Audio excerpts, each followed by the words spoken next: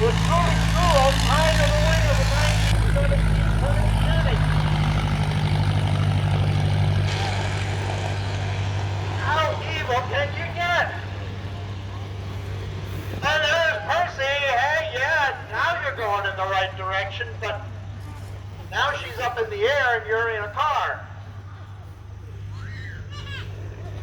Well, we found Trudy Trudeau. Imagine that.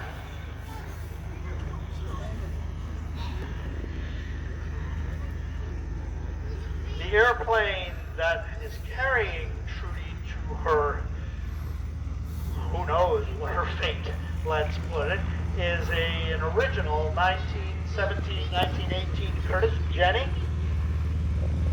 The model JN4 was naturally nicknamed Jenny, and it was a training plane used by the American Air Service and the U.S. Navy to train pilots in World War I.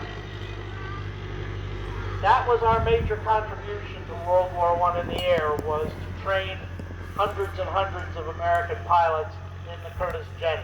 The Jenny was not a warplane. We only had two warplane designs that went into combat. One was the British design, the Havilland DH-4, which was built in the U.S. under license and powered with an American engine, and the Curtis series of flying boats that were used in the North Sea and the North Atlantic to hunt for U-boats. But here's the JN4 Jenny, one of about 6,800 of them that were built during the war by 6 manufacturers, with Trudy hanging on for dear life. Trudy, don't let go. Oh no, she did!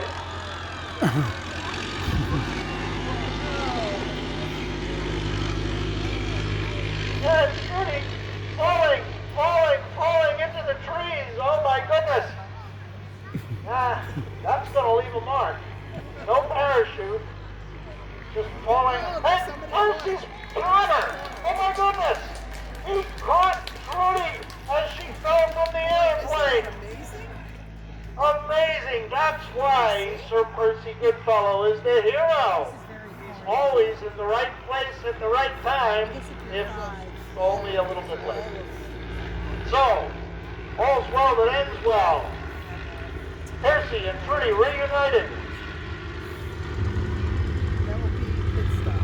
As the Curtis Jenny chugs overhead. That was back then.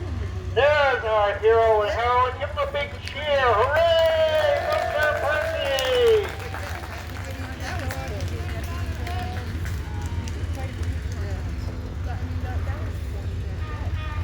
Well done, sir. What a catch.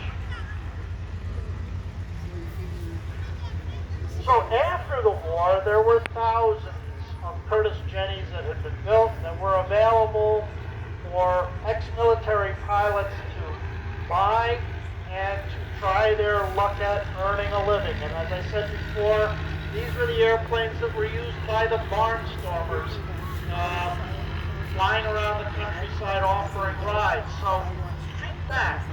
Imagine it's 1920, 1921. And you're working in your farm field, or you're walking down the street of a small village out in the American Midwest or South, and you hear this odd sound.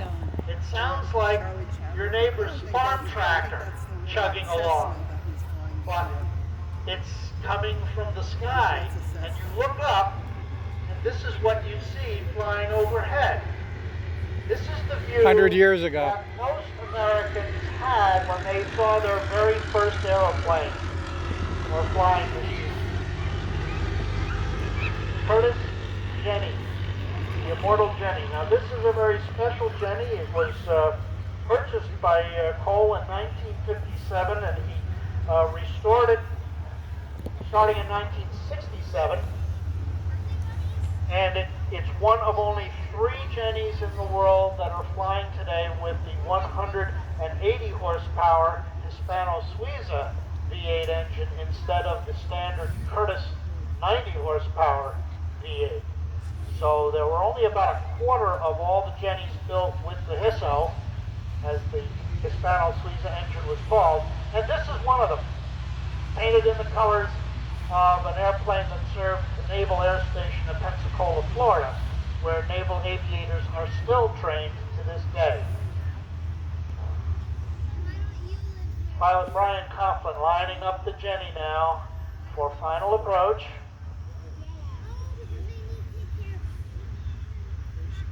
Jenny slows down pretty quickly because of all the struts and wires between the wings. A lot of drag there. Very easy airplane to fly. A little bounce on the top of the hill there, and the Jenny returns. That's an original airplane with its original engine. Paraphrase Yoda from Star Wars, when 105 years old you are, look as good you will not.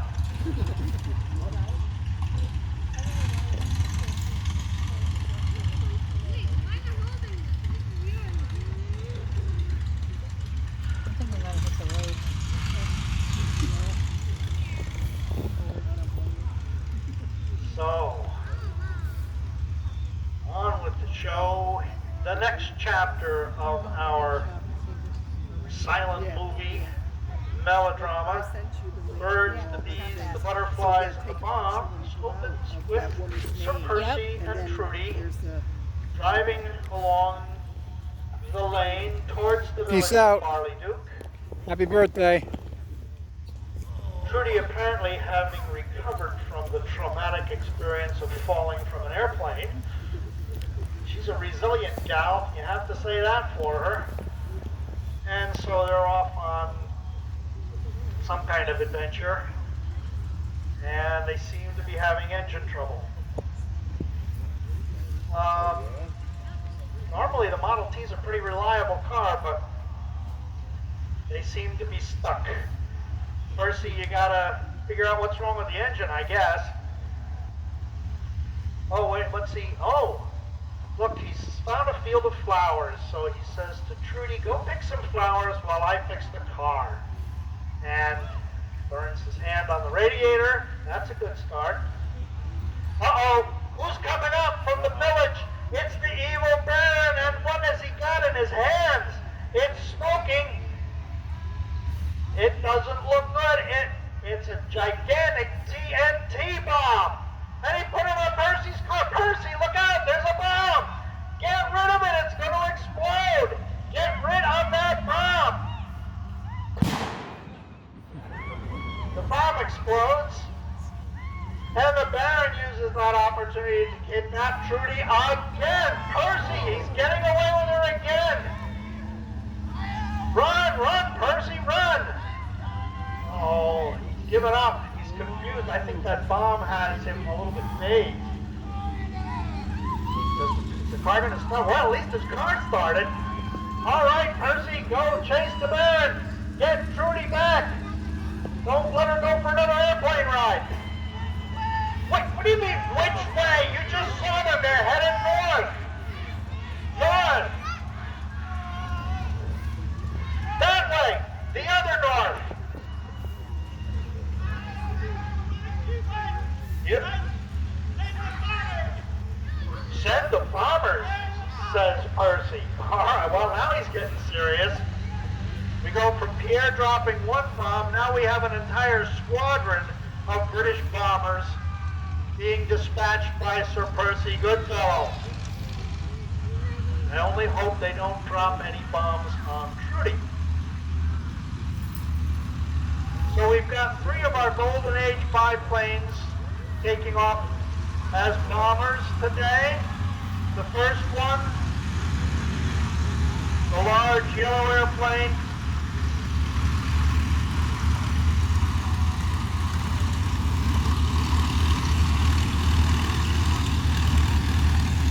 so the first one, the big yellow airplane with the red stripes and stars on it, is a Boeing Stearman Model 75, a Navy trainer, but was also used by the Army to train pilots in World War II. And of course, Dave King is the Havilland Tiger Moth, and this time the Fleet Finch being flown by Brad Gould. And actual World War I two-seat bombing and reconnaissance and fighting airplane, the Bristol fighter, Bristol F-2B, flown by Ralph Williams.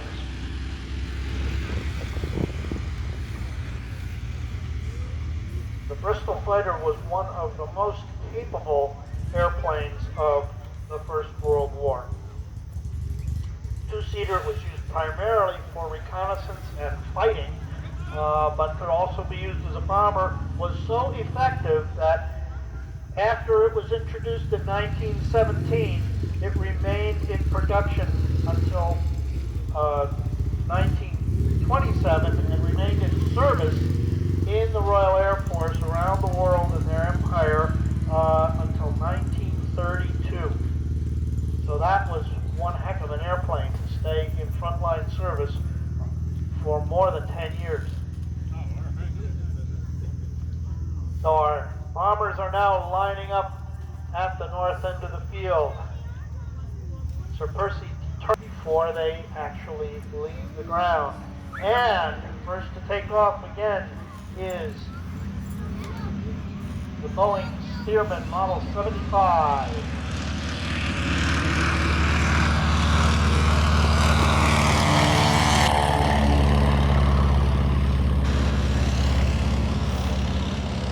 The 225 horsepower Lycoming engine, air-cooled radial engine.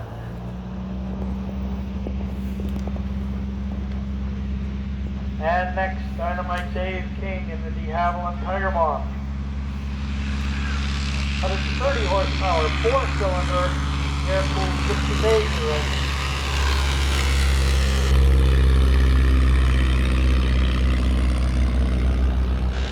Straight 4 inline engine. And the Fleet Finch once again with its 5-cylinder Tinner radial engine of 160 horsepower.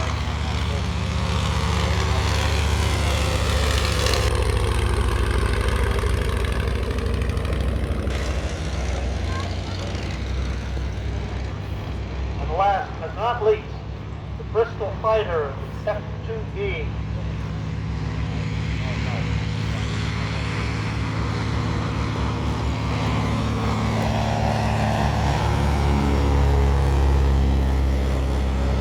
So that Bristol fighter is a copy airplane with a modern engine, but again, like the Spad, it is full size. It looks and flies exactly like the original. Oh no! Here comes the Baron again. What do you do when you see the Baron? Oh, that's right. Let him have it. Let him know what you think about it. What's he doing with Trudy now? He just kicked her out of the car. I guess there wasn't enough room with all of his minions or henchmen in there. He's making Trudy Truelove run along behind the car. What a scoundrel. What a rotter. Baron, you are despicable. You and your henchmen, or minions, or whatever you want to call them. Looks like a picnic basket Trudy's carrying. Some picnic for her, huh? Has to run along behind the car. The Baron has arrived. Well, well. Got bombers circling overhead. Apparently the Baron wants a picnic, and he wants it now. Trudy's spreading out a tablecloth, or is that a signal to the bombers? One wonders. They used to use panels laid out on the ground as signals to aerial reconnaissance planes. The Baron wants a kiss from Trudy, of course. Not interested in airplanes. He's offering an apple in exchange for a kiss. That's not impressive Trudy whatsoever. Now he's offering her a dead fish. Oh, this is some picnic. Trudy, obviously, not impressed at all by the Baron's idea of a picnic, or romance for that matter. Baron, you better pay attention. There's a lot of Allied bombers flying around. I don't know what he's up to now, but he is not making Trudy look very happy from my point of view. Still insisting on a kiss. Trudy is absolutely refusing.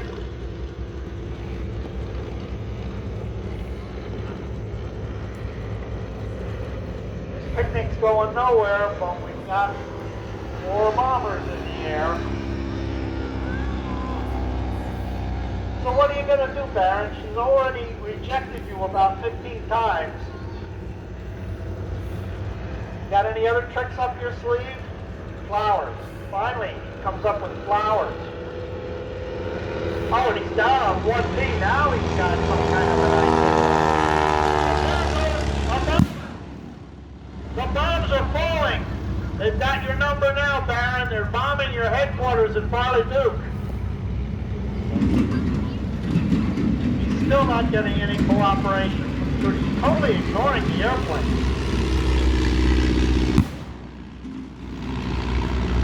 The bombs are raining down. The Baron's henchmen are tying Trudy to a barrel. Can you believe it? In a combat zone with bombs falling, he's tying Trudy to a barrel? That's not going to get him a kiss, I think. Bombs are falling. Where'd that Model T come from?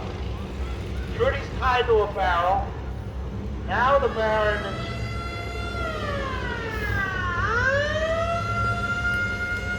Baron's about to be run over by one of our aerodrome ground crew. That's probably not a bad idea.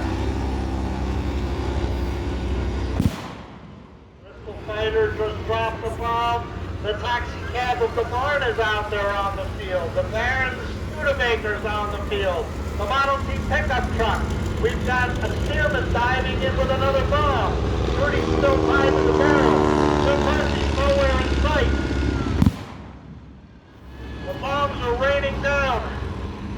The Baron seems to be having it all his own way, except for Trudy. And there's that ambulance is being driven by Sir Percy Goodfellow. He finally arrives to rescue Trudy. The Baron is totally distracted. Percy, that's not Trudy, that's her tablecloth. That's Trudy, okay.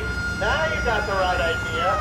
Yes, bundle her into that ambulance and get her the heck out of here. This is a dangerous place to be. Not only the Baron and his henchmen, but bombs falling out of the sky. The Baron finally figured out what's going on. Now he's the one in hot pursuit. So Percy has finally rescued Trudy threw up once again.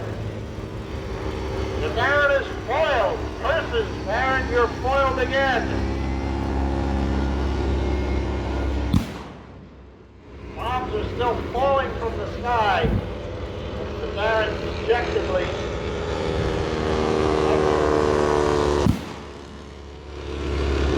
stage left.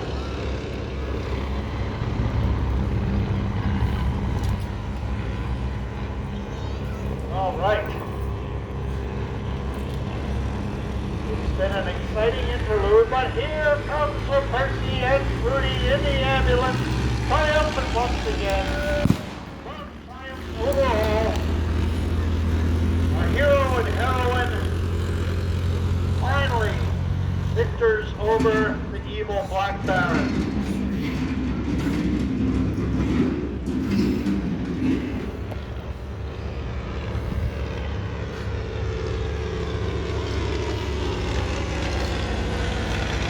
Still falling on Farley Duke. We're going to make sure that the Baron's headquarters is totally destroyed. Baron and his minions walking dejectedly off of the field.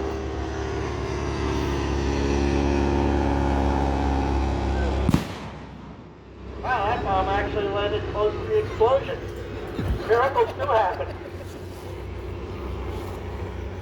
And here's Rob Williams coming in for a landing in his Boeing Stearman M2S.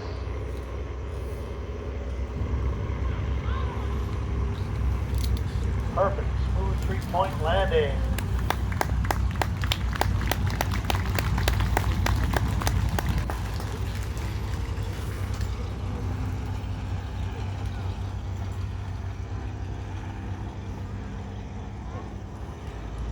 Dynamite Dave lining up with the Tiger Marsh. Once again bringing us back to the aerodrome.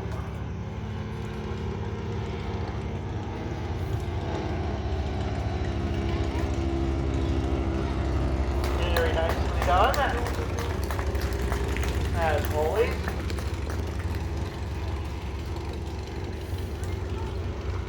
And Brad Gould on final in the fleet pitch.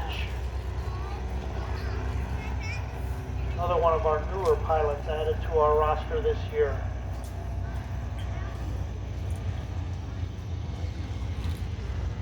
Wow, that's a nice smooth landing with the fleet. So the Bristol Fighter is remaining in the air. As I said, the Bristol Fighter was one of the most capable airplanes of its day. And while he's flying around, preparing for the next act, we have another airplane to highlight for you because we have a very special guest here today. We have on hand one of the last living pilots who actually was a barnstormer in the late 1930s, early 1940s. His name is Tam Rui, and he actually flew as a barnstormer, did a lot of exhibition flying in air shows and things like that in the late 1930s, early 1940s. So we're extremely honored to have this aviation pioneer here with us today. And we're going to bring him up center stage here for a quick interview. Oh, here's the Bristol coming in for a landing. Thought it was going to stay airborne. Very nicely done, Pilot Rob Williams.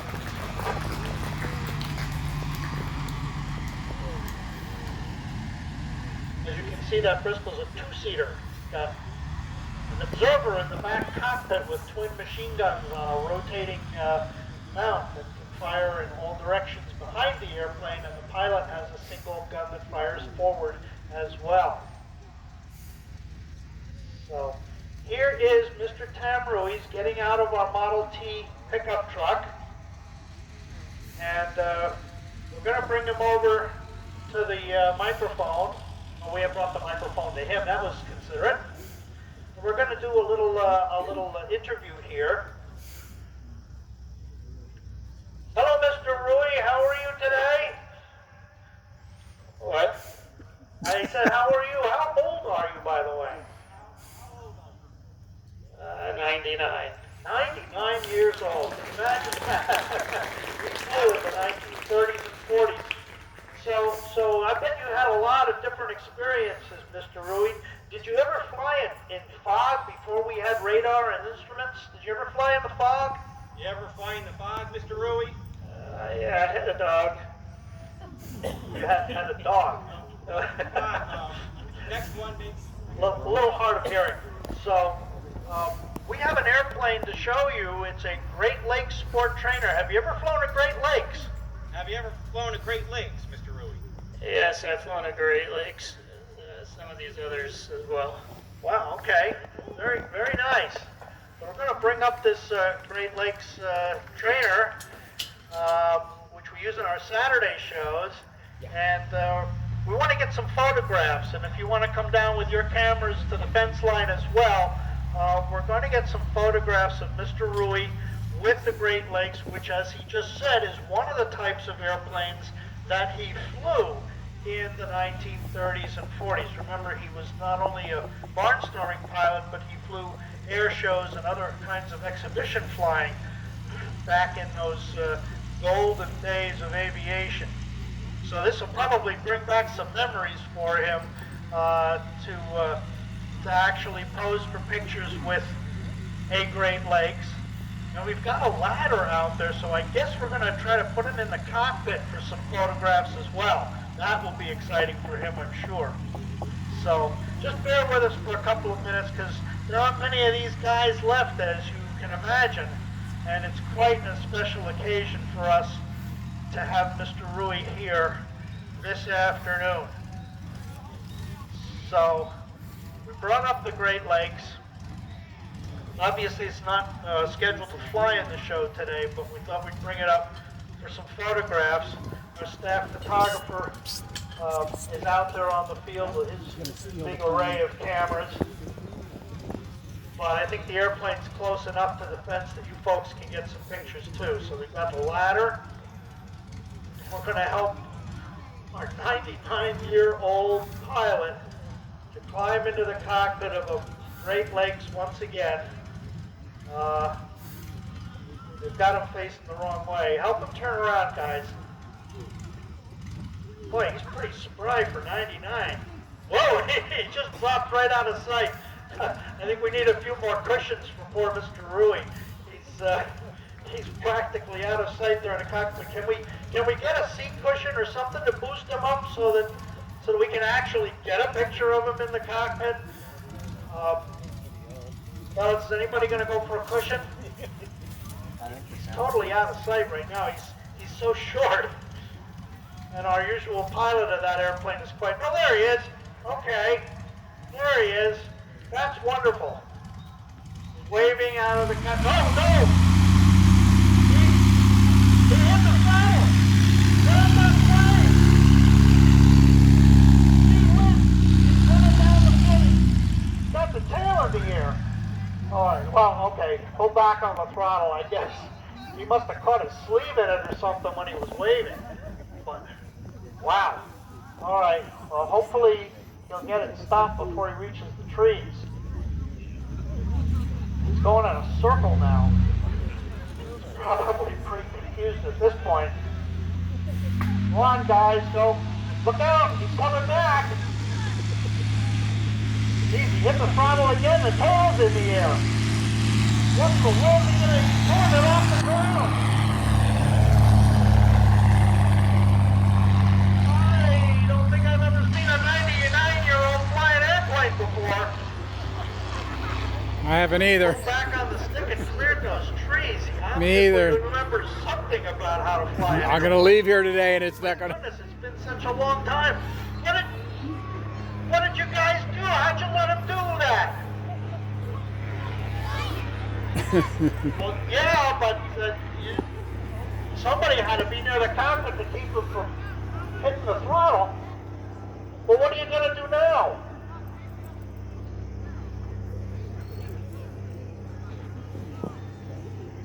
Alright. Well, look, we've got to come up with some kind of a plan of action. Well, our air boss is down out of the tower now. He's out on the field, so I'm sure we're going to have somebody call the FAA, I guess. Yeah. Our photographer says we've got an obit picture anyway. I think we need to call the state police. The air boss says go on with the show. Well, the engine sound is fading into the distance, so I guess there's not a lot more that we can do. I hope. Hope he comes back. Yeah, the owner of the plane says he's on it. He's coming back. Yeah, the engine's getting louder. Here he is. Well, he's got it up to a safe altitude. He's flying relatively straight and level. So, I guess what they say about flying being like riding a bicycle, you never quite forget how, may be true. 99-year-old ex-air show and barnstorming pilot in the air in a Great Lakes sport trainer, which is a very nimble acrobatic airplane. Remember, he flew one at one time. So, uh-oh. That doesn't sound good. Oh no, it's falling into a spin. Gee whiz. Well, centered the controls. He pulled back on the stick. The engine is not running straight up, flopping over. That was not really a loop of any sort. Oh, he's got the engine running again somehow. And, oh no, he's made a snap roll on top of a loop. Now, modern air show, that's called an avalanche, but I don't think he did that intentionally. It's not a 1930s maneuver, and he's got it upside down now. Oh my goodness. I think he's really disoriented. And the engine's starting to smoke. Straight up is not the way to go. You're losing airspeed. He's sliding back tail first. Oh, that is not good. That's terrible stress on the airplane. He just keeps pulling back on the stick. He's got to let that airplane more or less fly itself. He's upside down again. Rolled out of that. You know, it's almost as if he's remembering his old air show aerobatic routine. Gee whiz, that's a perfect hammerhead turn. But how much did he take? You can barely see over the edge of the cockpit. Uh-oh, now he's upside. Going up again, upside down again. Uh-oh, comes straight down. I don't hear the engine. Wow, he's getting awfully low and that engine is not running. I just said that, his engine's not running. Boy, well, doggone it, it looks like he's lining up for a downwind approach. Downwind leg turning on the final. He may have remembered just enough. A side slip no less, wow. You can hear the wind in the wires, the engine is barely ticking over. Without an engine, he has brought it right back to the field. Ladies and gentlemen, the precision flying of Mr. Matt Mueller.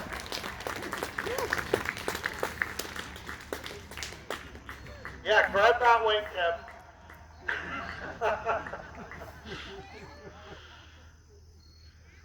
The old guy finally got back in the air. Wonderful performance, Matt. Waving his beard at you.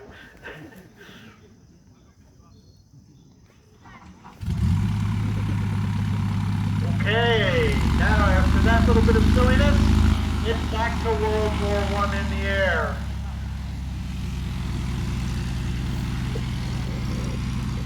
Got 3 fighter planes lined up on the field. The first to start is the Fokker triplane, the Fokker DR-1 triplane. This is the Black Baron's personal mount.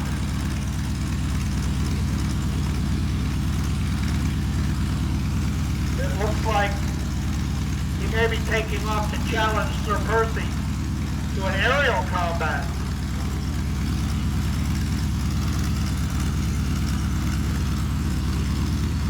Oh.